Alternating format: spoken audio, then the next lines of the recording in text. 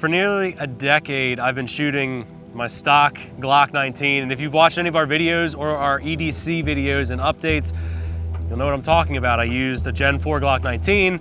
I had some Cerakote done to it that I did myself, but other than that, stock trigger, stock grip, no stippling, no red dot, no factory, or no fancy slide stuff. But now you can see that I do have a fancy slide, and I got this from SLR, and I've got a HoloSun HE508T. Also have that TLR7A on this thing. So there's some changes that have happened to this pistol over the last couple months. Super excited about it, and I've been hitting the range, just trying to learn this pistol a little bit better and become better with this pistol. That's something that's super, super important if you guys are gonna make changes, especially if you're jumping from iron sights to a red dot like I did. So the video today is just all about some tips and tricks that you guys can do to get more proficient with your gun when you make changes like this, or you add a red dot to your pistol. So we're gonna step back to about 7 yards, and I've got some drills for you guys today we're gonna be running.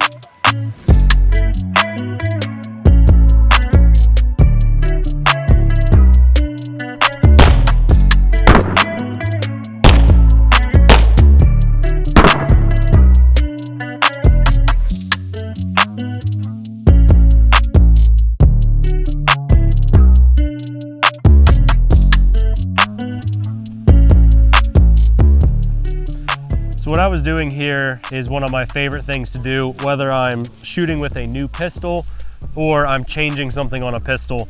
And these are just little tiny squares, and you can find this target on our website for free if you guys want to try to use this target for your fundamental training.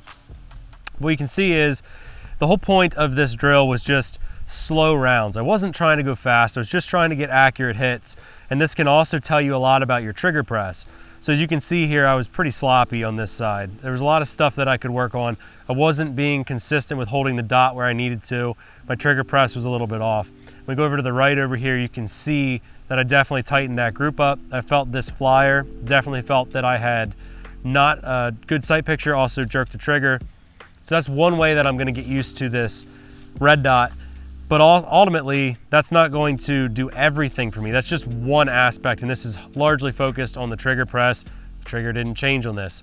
What I wanna do is take this middle circle here and go back to 7 yards. I'm gonna do some draws where I put one round on target. We're also gonna do some compressed readies like this, where I'm gonna push the pistol out, get that dot, that acquisition really quickly, and get one single round on the smaller circle. So let's go back and do that.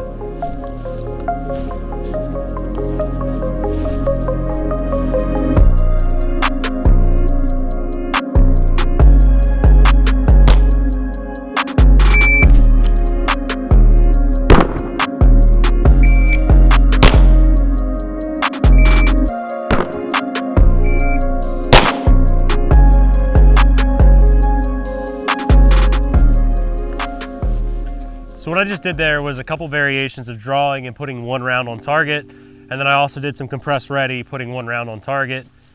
And that was just, again, getting used to that red dot. And that's one of the things that you can do on the range with some live fire.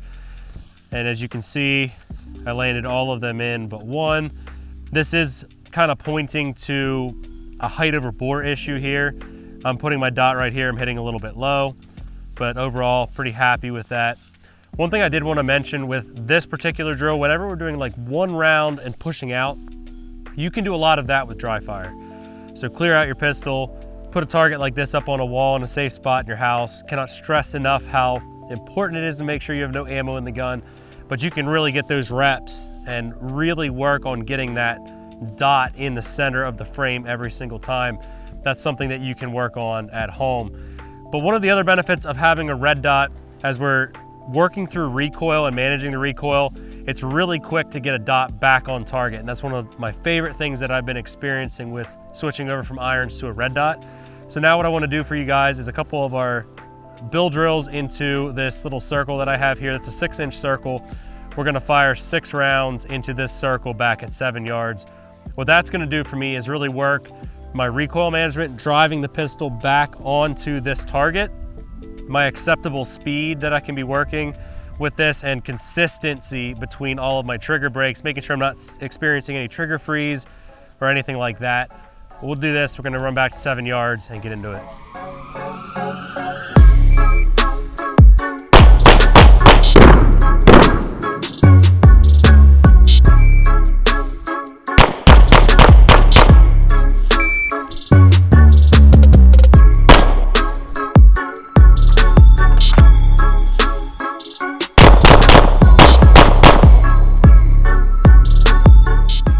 right, guys, so that was pretty sloppy on that last run.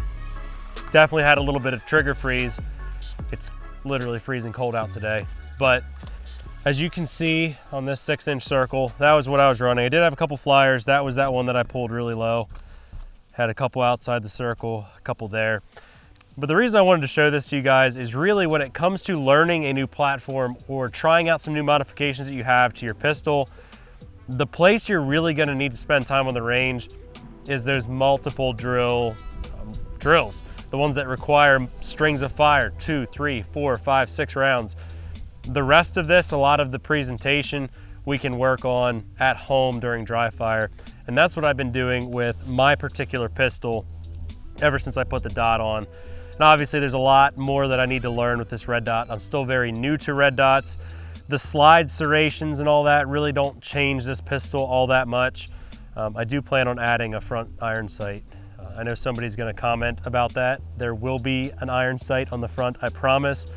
But hopefully this gives you guys a couple tips and tricks on how you can hit the range, get out and train with some purpose, and then really isolate those things that you need to work on whenever you're changing anything major on your pistol, whether that's a light, slide, red dot, iron sights, whatever it may be. Again, you guys can get targets like this on our website for free, download them, print them, hit the range. There's different drills that we have laid out on them.